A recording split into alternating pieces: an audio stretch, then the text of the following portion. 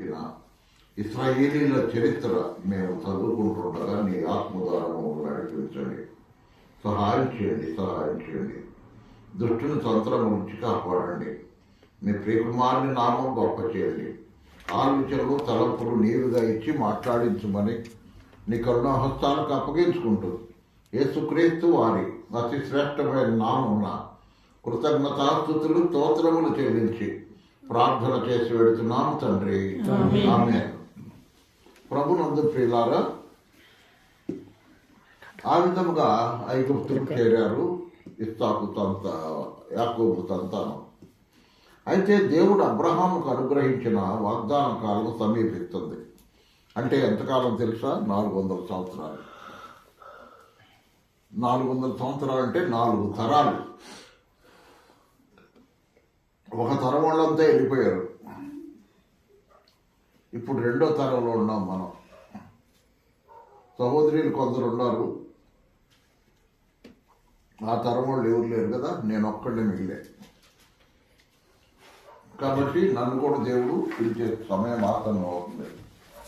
కాబట్టి అలాగే ఒక తరం వాళ్ళు వెళ్ళిపోయారు.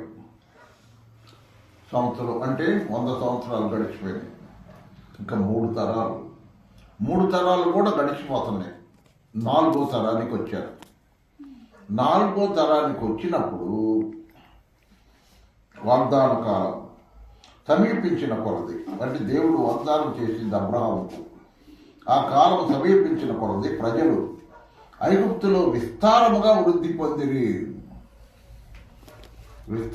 వృద్ధి పొందిరంటే ఆస్తిపాతులు కాదు, గుడ్లు గోదలు కాదు, పిల్లలు. ఆ దినాల్లో పిల్లలు. నిన్న ఒక పోస్ట్ నేను చదివాను. ఏంటంటే ఒక ఆమెకు 19 మంది పిల్లలు అంట. ఎంతమంది? 19 మంది పిల్లలు. కానీ మళ్ళీ చదువుకొని PhD చేసిందంట. 19 మంది పిల్లలు. కాబట్టి సంతానాభివృద్ధి అంటే బలాలు కాదు, డబ్బు కాదు, ఆస్తిపాస్తులు కాదు, సంతానాభివృద్ధి. అది అక్కడ ఉంది 2వ అధ్యాయం నిర్గమకాండంలో. ఆ విధముగా వాళ్ళు వృద్ధి పొంది విస్తారముగా వృద్ధి పొందిరి. తుదకు ఎంత వృద్ధి పొందారంటే ఆ దేశంలో ఉన్న ప్రజల కంటే ఇళ్ళు ఎక్కువైపోయారంట. ఎంత వృద్ధి చూడండి. ఆ ఐగుప్తీయుల కంటే కూడా ఇశ్రాయేలీయులు ఎక్కువ మంది అయ్యారట. తుదకు యోసేపు నెరగని వేరొక రాజు ఐగుప్తులు ఏలన ఆరంభించను. అంటే 3 తరాలు గడిచిపోయినాయి కదా. ఇప్పుడు తరం గడిచేది ఇప్పుడు పోంది. ఇప్పుడు నేను చెప్తున్నా, ఒక తరం గడుస్తుంది. ఈరం ఉన్నంతకాలం ఇస్రాయేల్ పేర్లు వస్తూ ఉంటాయి. ఈరం కూడా వెళ్ళిపోయింది అనుకో, ఆ ఇస్రాయేల్ పేరు ఎవరు పెట్టలేదు అనుకో, ఇంకా అతను మర్చిపోతారు. అంతే కదా. అట్లానే తరాలు గడిచేసుకుంది మనుషుల్ని మర్చిపోతారు. కొంతమంది ఏంటంటే పేర్లు పెడతాడు. ఇప్పుడు మా నాన్న పేరు ఎంతమందికి పెట్టారు? నాన్నకు కూడా పెట్టారు, మా మనవడికి కూడా నేను పెట్టాను. కాబట్టి ఇదేంటంటే తరాలు గడుస్తూ ఉండగా మనుషులను మర్చిపోయే తరాలు. ఇతడు మన వంశస్థుల ఎడల కపటముగా ప్రవర్తించి, ఇతడు మన వంశస్థుల ఎడల కపటముగా ప్రవర్తించి, ఎట్లా ప్రవర్తించాడంటే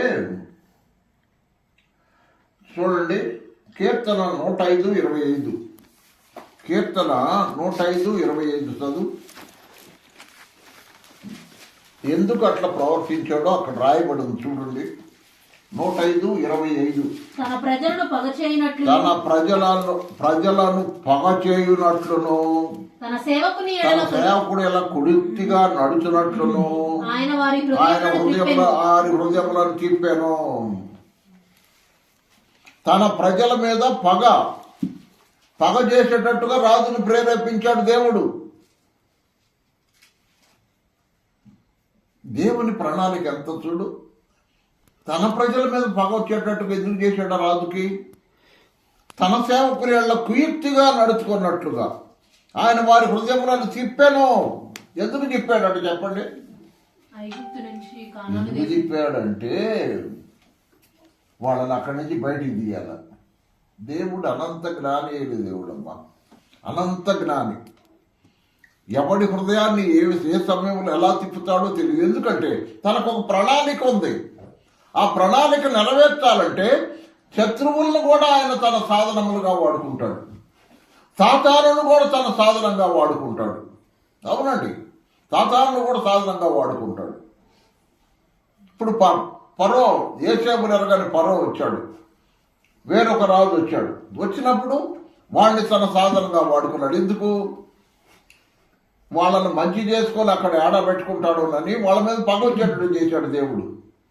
మన వంశస్థుల ఎడల కపటముగా ప్రవర్తించి తమ శిశువును బ్రతకకుండా వారిని బయట పారవేయవలనని మన పితరులను బాధ పెట్టాను.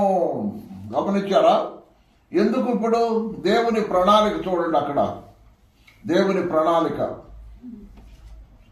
కొంతమందిని పారేశారు. ఎవరు చనిపోయినా ఏమైనా దేవుని ప్రణాళిక నెరవేరాలి. దీనికి సాదృశ్యంగా ఒక మాట చెప్తాను. రూతు మోయాబు దేశానికి వెళ్ళింది, లేక రూతు నయోమి మోయాబు దేశానికి వెళ్ళింది. మోయాబు దేశాన్ని నుంచి రూతును తీసుకొచ్చి బోయజుకు కలపాల దేవుడు. అది దేవుని ప్రణాళిక. దాని కొరకు నయోమి ఎలీమెలకు అక్కడికి వెళ్ళటం, అక్కడ ఎలీమెలకు చచ్చిపోవటం, కొడుకులు ఇద్దరు చచ్చిపోవటం. ఎందుకు? రూతు రావాలా.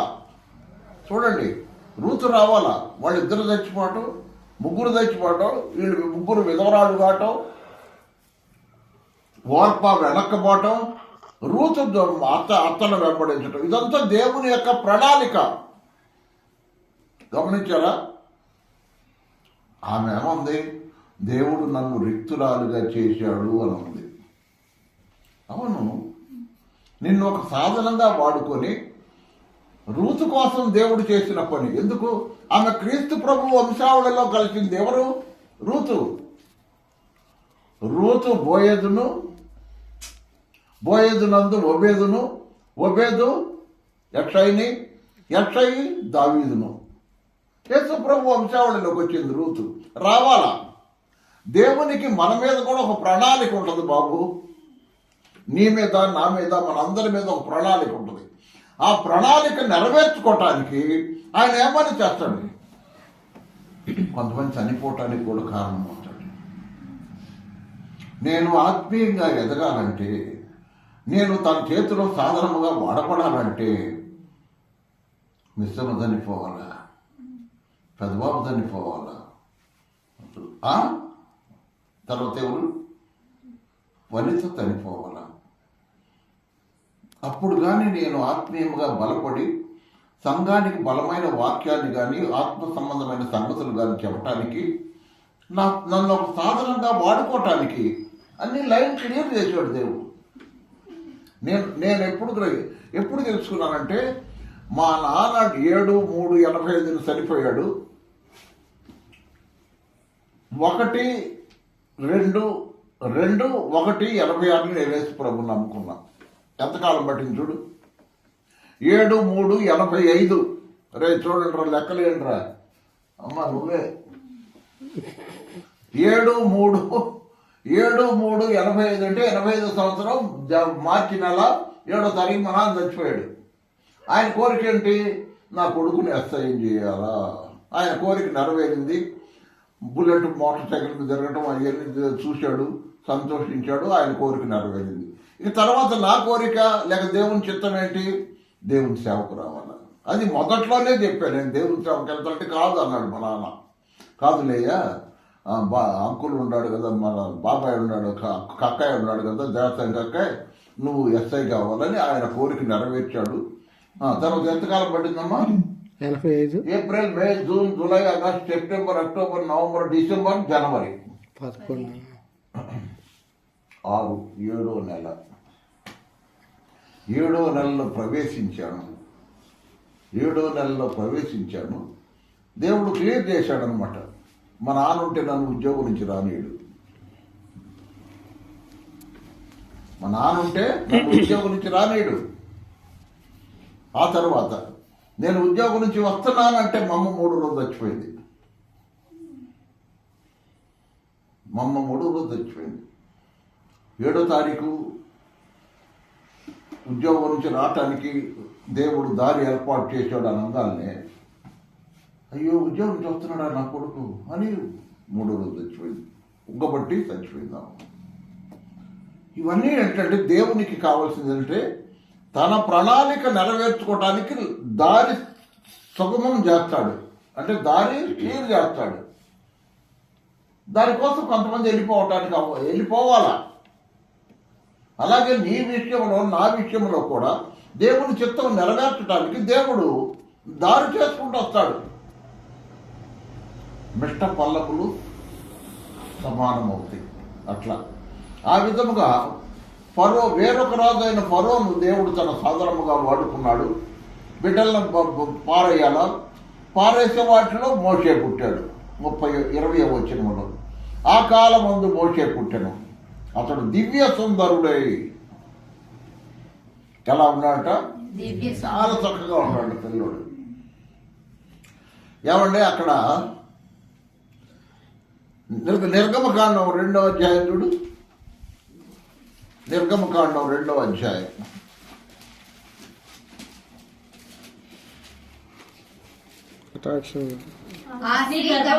ఆ స్త్రీ గర్భవతి కుమారుని కని వాడు సుందరుడై ఉండుట చూచి, సుందరుడు అన్నాడు.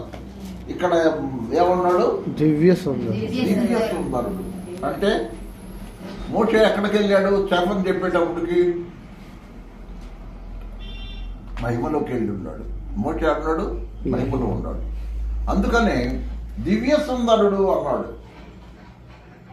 దివ్య సుందరుడు స్టెఫను మోషేను గనపరుస్తున్నాడు. దివ్య సుందరుడై తన తండ్రి ఇంట 3 నెలలు పెంచబడ్డాడు.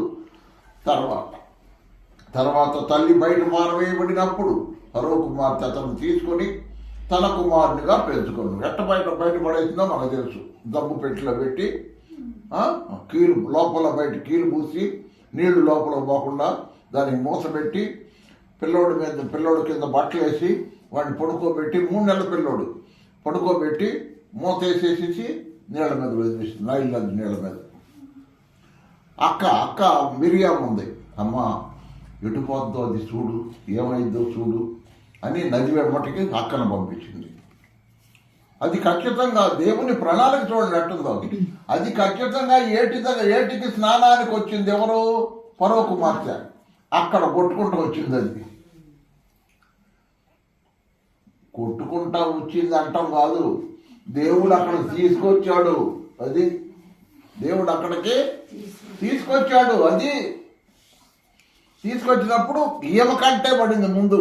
ఎవరికంట, ఫరో కుమార్తె కంటే పడింది. ఆ దమ్ములో ఏదో పెట్టేలా కనబడుతుంది, తీసుకురండి ఉంది. అప్పుడు కొంతమంది వేసుకుంటా పోయి వాళ్ళ చెలికత్తెలు తీసుకొని వచ్చాడు. తీసుకొని వచ్చి దాన్ని తీసేసరికి తీసేలేక వాడు ఆడటం మొదలుపెట్టాడు. అప్పుడు ఆ పిల్లోడి మీద ఆమెకు దయ కలిగిందంట. చూడండి, ఇదంతా కూడా దేవుని ప్రణాళిక. ఫరో కుమార్తెగా బిడ్డ మీద దయ కలిగి చేయటం దేవుని ప్రణాళిక. ఇట్లా చెప్పుకుంటా పోతే ఇదంతా కూడా దేవుని చిత్తం. ఆ విధముగా ఈ పిల్లోడిని నేను పెంచుకోవాలనుకుంటున్నాను అంటుందంట. ఎప్పుడైతే అందో వెంటనే వాళ్ళ అక్క వచ్చింది మిరియాము. అమ్మా, ఈ పిల్లోడు పాలిటర్కి ఒక దావీని తీసుకొచ్చేదా ఉంది. ఎంత జ్ఞానం ఇచ్చాడు దేవుడు చూడండి. ఆ పిల్లకి అంత ధైర్యం ఇచ్చారండి. ఫరో కుమార్తె దగ్గర పోయి ఈ పిల్లకి దాదీని తీసుకొస్తానని చెప్పడానికి ఆ పిల్లకి ఎంత ధైర్యం. దాదాపు 6 సంవత్సరాలు 7 సంవత్సరాలు ఉంటాయి వాళ్ళ పిల్లకి, అంతే. ఎంత ధైర్యం.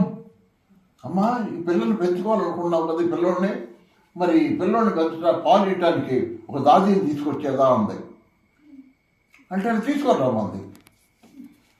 తీసుకొరామంటే వాళ్ళ అమ్మని ఎవరిని తీసుకొచ్చింది చూడండి. దేవుని చిత్తము దేవుని ప్రణాళిక ఎలాగ నెరవేరిందో వాళ్ళ అమ్మనే తీసుకొచ్చింది. ఈ పిల్లవాడిని నా కొరకు పెంచుతావా నువ్వు అన్నది. అంటే పెంచుతానమ్మా, నీకు జీతం ఇస్తా, నువ్వు పాలిచ్చి పెంచినందుకు జీతం ఇస్తా, కానీ వీడు నా కొడుకే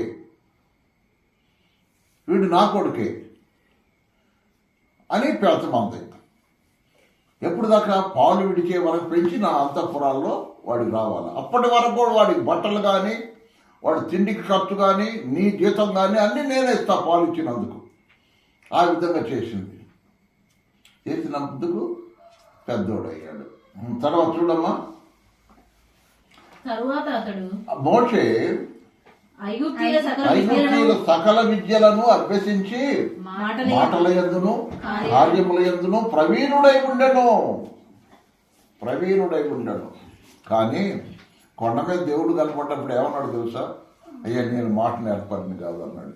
తప్పించుకోవటానికి, నేను మాట నేర్పరిని కాదు అయ్యా,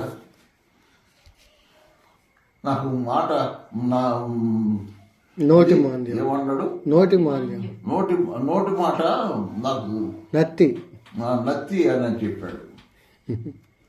దేవుడు అన్నాడు, అయిననేమి నత్తివాడిని కూడా నేనే వాడుకుంటాను అన్నాడు దేవుడు. నువ్వు నత్తివాడివి కాబట్టి ఈయన స్కూల్లో ఏం పేరు తెలుసా? ఈయన స్కూల్లో ఏం పేరు తెలుసా? అనుకుంటాడు. అవును, నత్తి వాళ్ళను కూడా దేవుడు తన సాధనముగా వాడుకుంటాడు, వాళ్ళ ద్వారా మహిమ పొందాలని. గమనించారా సహోదరులారా? అప్పుడు వారిలో ఒకడు అన్యాయం పెద్దోడయ్యాడు కదా. పెద్దోడైన తర్వాత అతనికి 40 ఏళ్ళు నిండవచ్చినప్పుడు ఇశ్రాయేలీలైన తన సహోదరులను చూడవలన బుద్ధి పుట్టాను. అప్పటికంతా 40 సంవత్సరాలు అవుతుంది. 40 సంవత్సరాలు అంటే పెళ్లి వయసుకు వచ్చాడు. ఇక పెళ్లి చేసి వాడిని రాజుగా చేస్తుంది అనమాట. ఏమో నా తరపున రాజు వీడు అన్నిట్లో, అందుకనే వాడికి అన్నిట్లో ప్రావీణ్యంగా వచ్చి అన్ని విద్యలు నేర్చుకున్నాడు. దాంట్లో ఇంకొక విద్య కూడా అన్నారు, మంత్ర విద్య కూడా నేర్చుకున్నాడు అన్నాడు. సకల విద్యలంటే ఐగుప్తీయుల సకల విద్యల్లో మంత్ర విద్య కూడా ఉంది, అది కూడా నేర్చుకున్నాడు అంటారు.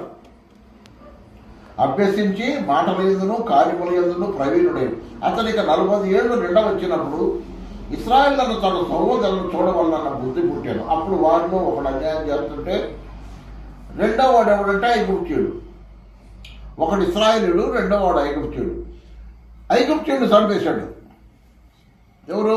మోషే. ఎందుకు? ఇశ్రాయేలీయులు నా వాళ్ళు, వాడి మీదకి పోతాడని వాడిని చంపేసి పాతి పెట్టాడు. ఎవరు చూడలేదని పాతి పెట్టాడు. సరే, అది అయిపోయింది. మామూలు అంతఃపురానికి వచ్చేసాడు.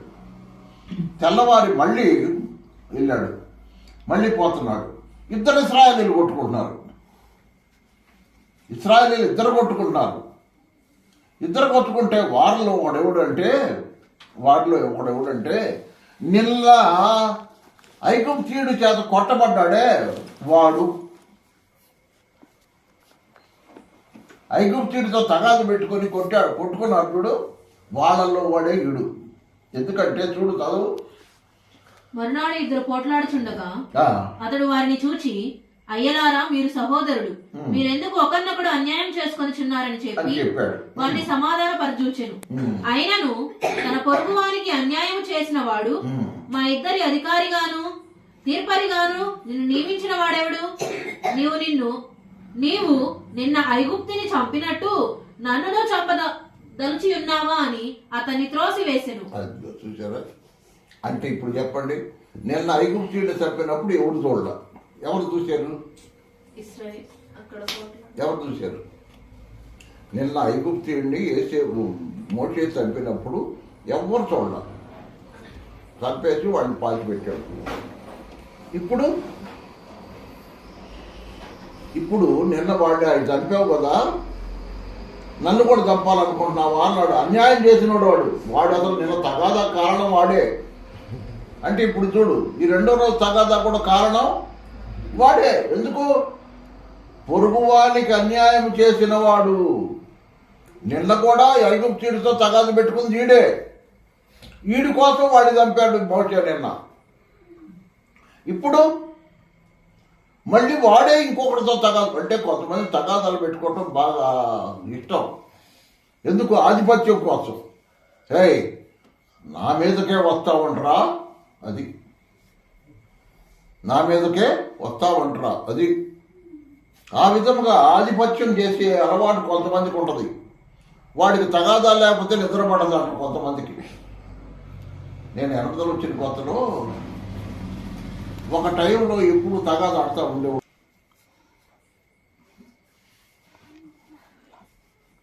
తగాదాడింది నిద్ర పడదు. వీడు అంతే.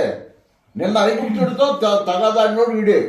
ఇప్పుడు మళ్ళీ తన సహోదరుడైన ఇశ్రాయేలుడితో తగాదాడుతుంది కూడా వాడే. వాడు ఏమన్నాడు? నువ్వు నిన్న వాడిని చంపినట్టు నన్ను కూడా చంపుతావా? చూసినోడు చంపినప్పుడు చూసినోడు ఎప్పుడు? వీడే. వీడు మళ్ళీ ఇంకొకటితో తగాద పెట్టుకున్నాడు. తగాద పెట్టుకుని నన్ను కూడా చంపదలిచావు అనేసరికి ఆ మాట విని మోషే భయపడ్డాడు. ఆ మాట విని మోషే భయపడి పారిపోయాడు. మీరు 10 కమాండ్మెంట్స్ ఎవరైనా చూసారా? 10 ఆజ్ఞలు సినిమా చూడలేదా? నువ్వు చూసావా? దాంట్లో ఏంటంటే దేశ బహిష్కారం చేశారు. కానీ అది కాదు, ఇది పారిపోయాను. దేశ బహిష్కారం చేసినట్టుగా పంపించేస్తారు. కానీ అట్లా కాదు. మోషే పారిపోయాడు. ఎందుకు పారిపోయాడంటే చంపదలిచను అనే మాట ఉంది అక్కడ. నిర్గమకాండంలో ఏముందంటే మోషేను ఫరో చంపాలనుకున్నాడు. మా ఐగుప్తీయుడిని చంపాడు మోషే, ఇప్పుడు మోషేను చంపాలని ఆజ్ఞ బయలుదేరింది. అందుకని మోషే పారిపోయాడు.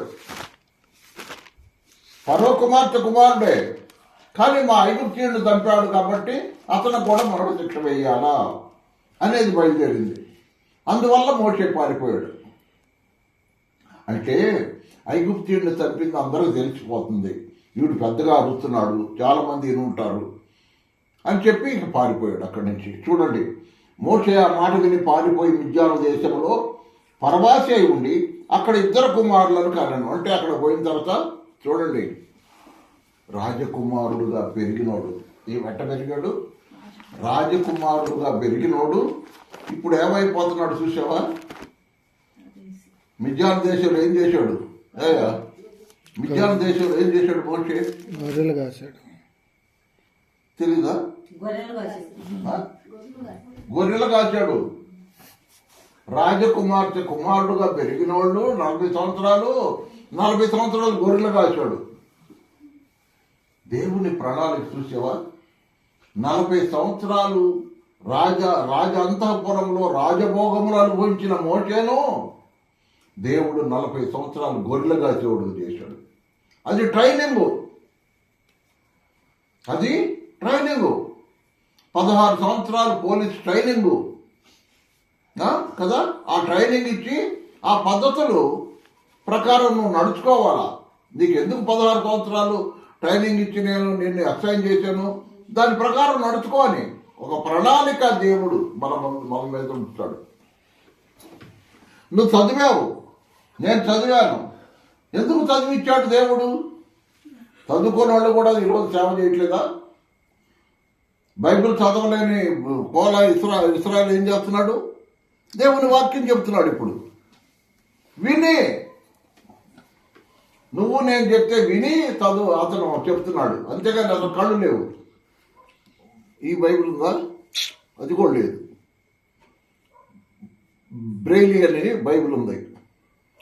ఆ బ్రెయిలీ బైబిల్ అట్లా పెట్టి చదువుతూ దాంట్లో ఉన్నది ప్రకారం చూస్తూ ఆ గుంటలు అవన్నీ దాని ప్రకారం నేర్చుకుంటాను. బ్రెయిలీ బైబిల్ అని అంటాం దాన్ని.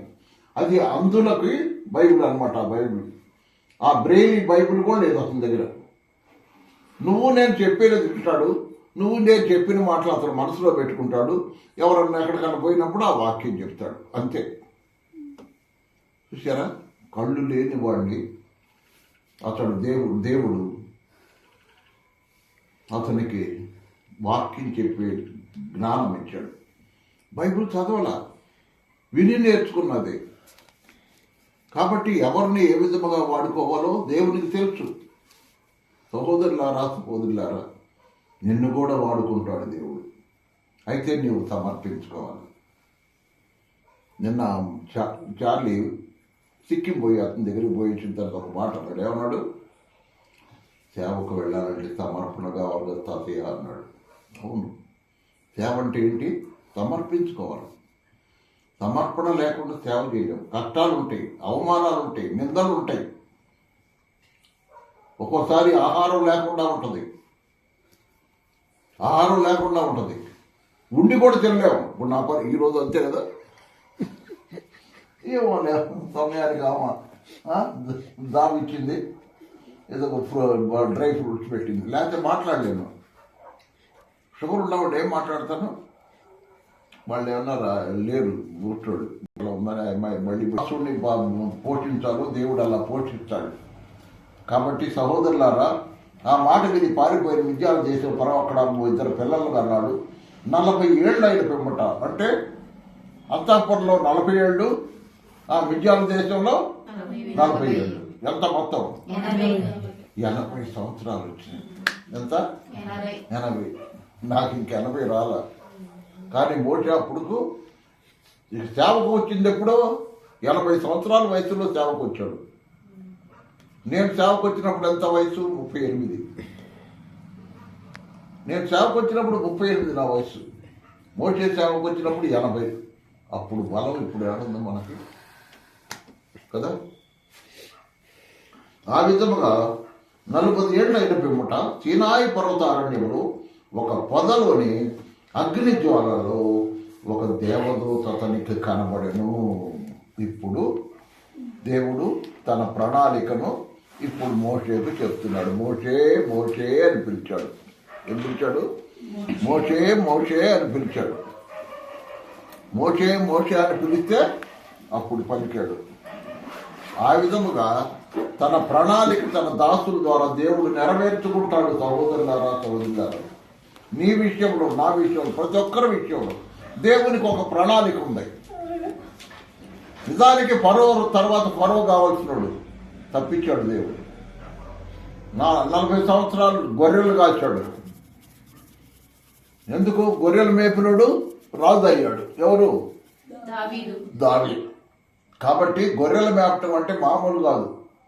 అది ఒకటి అడ్డుపోద్ది, ఒకటి ఇండిపోద్ది. కొద్ది కష్టం వాటిని మేపటం. ఇంకా మేకలంటే ఇంకా కష్టం. కాబట్టి సహోదరులారా, ఆ విధముగా 40 సంవత్సరాలు గొర్రెలను కాచిన మోషేను 80 సంవత్సరాల వయసులో దేవుని సేవకు దేవుడు పిలిచాడు. మళ్ళీ 40 సంవత్సరాలు వాడుకున్నాడు. మొత్తం మోషే చనిపోయేటప్పుడు వయసు ఎంత? 120 సంవత్సరాలు. కాబట్టి ఎంతైనా బలపరిచేవాడు దేవుడు. బలమిచ్చేవాడు ఆయన. నన్ను బలపరచు వారిని బట్టి నేను సమస్తమును చేయగలనన్నాడు పౌలు. కాబట్టి మనం కూడా దేవుడు బలపరిస్తే ఏమైనా చేయగలం. మనం బలం లాభం లేదు. యెహోవా నా బలమా,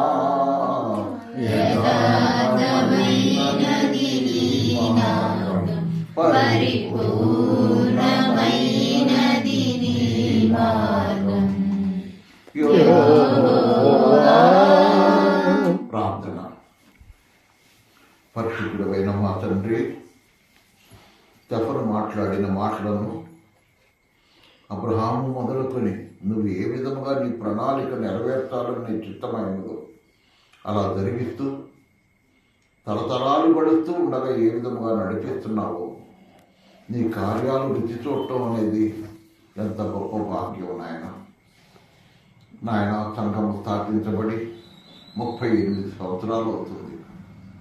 నీ నా మహిమార్థంగా ఒక తరము వెళ్ళిపోయారు పెద్దలు. మరి ఒక తరములో ఉన్న వాళ్ళను బలపరచుటకు నీ దాసుడునైనా నన్ను ఇంకా జీవింపజేస్తున్నందుకు నీకు స్తోత్రం నాయన. బలపడిన నీ బిడ్డలు నీ కొరకు బలమైన సాక్షులుగా అప్పగించిన పనిని నమ్మకంగా చేస్తూ నిన్ను నీ సంఘమును కాల్తూ మేపుతూ ఉండేవారుగా, నీ రాకడ కొరకు సిద్ధపడేవారుగా సహాయం చేయమని నీ కరుణా హస్తాలకు అప్పగించుకుంటూ మా ప్రతి ఒక్కరి మీద నీ ప్రణాళిక ఉంది. ఎవరి మీద ఏ విధముగా నువ్వు చేయాలని నీ చిత్తమైనదో ఆ ప్రకారం జరిపిస్తావు. ఉద్యోగాల నుంచి రప్పిస్తావు, ఉద్యోగం లేకుండా చేస్తావు, కానీ పోషించి సంరక్షించేవాడవు నీవు. ఈ దినాల్లో యవనస్తులు ఉద్యోగాల కోసం పాకులాడుతున్నారు. కానీ ఘనమైన గొప్పదైన పవిత్రమైన నీ సేవ నువ్వు పోషించే సేవకు రావడానికి ఎందుకో వెనకాడుతున్నారు. అయ్యా, నేను ఎటూ చూడాల. నలుగురు పిల్లలు భార్యతో నేను ఎన్నదో చేరాను. ఏమీ లేదు ఆధారం. నా పరిస్థితుల్లో నీవే నీ కార్యాలు జరిగించి నీ దాసుని ఇంతవరకు పోషిస్తూ సంరక్షిస్తూ వచ్చావు. ఉన్న బిడ్డలన్నా రక్షింపబడిన వారే, కానీ వారు రక్షణానుభవం కలిగి జీవించడం నేర్పించమని రెండవ తరములో ప్రవేశించావు నాయన. మరొక తరములో ప్రవేశించావు. నీ బిడ్డలను బలపరచుకోమని ప్రేమతో చేర్చుకున్న నీ దాసురాలు ఆరోగ్యం చక్కబరచండి. పిచ్చి ఆత్మీయ ఎదుగుదల కొరకు ప్రార్థన చేస్తున్నాం. పడకలో ఉన్న బుచ్చమ్మ కొరకు ప్రార్థన చేస్తున్నాం. ప్రభువా, మీకు కావాల్సిన ఆరోగ్యాన్ని దయచేయమని, వృద్ధాప్యంలో ఉన్నది ఈ దాసురాలను జ్ఞాపకం చేసుకోమని ఘనత మహిమ ప్రభావాలు నీకే ఆరోపిస్తూ మా కొరకు త్వరగా రాబోతున్న రాజులకు రాజు ప్రభువులకు ప్రభు అయిన క్రీస్తు ప్రభు వారి సంతానం ప్రభుదాసు కొరకును విజయ కొరకును ఆయన అమ్మాయి వాళ్ళ కుటుంబాల కొరకు ప్రార్థన చేస్తూ నీ కరుణా హస్తాలకు మమ్మల్ని మేము అప్పగించుకుంటూ యేసు ప్రభు మహిమ గల నామున స్తోత్రములు చెల్లించి ప్రార్థన చేసి వెళుతున్నాము తండ్రి. అందరికీ